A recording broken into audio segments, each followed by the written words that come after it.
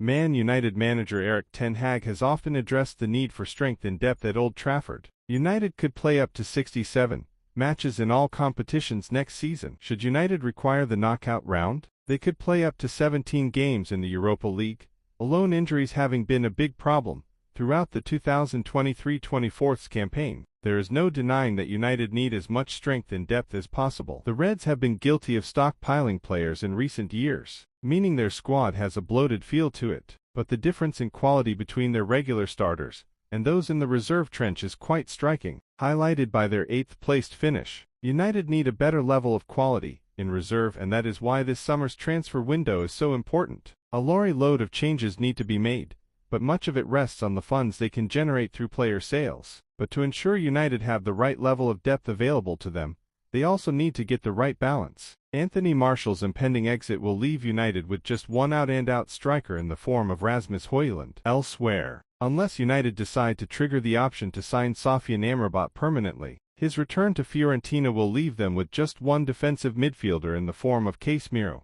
who could be sold this summer. If the former returns to Italy and Casemiro is sold, United will need two defensive midfielders. United manager Ten Hag, who has been confirmed as staying at the club, addressed the need for having two defensive midfielders after Amrabat signed last September. A few months earlier, the Dutchman had already highlighted the importance of having two players in each position. Speaking in April 2023, Ten Hag said, "If the squad is so strong that you have in every position double the same quality, then it's good." He added, "I think the players are, to a certain point, very capable, and we have players in the squad who can really take the load of so many games. But when you play a lot of games, and the load is getting higher, you need to rotate because you have to keep the players fit and fresh." Ten Hag, understandably, cited United's injury crisis for their downfall in the most recent campaign, claiming ahead of the FA Cup semi-final win over Coventry City that he had only been able to name his strongest starting XI once in 18 months. The Reds were battered by injury issues throughout 2023-24,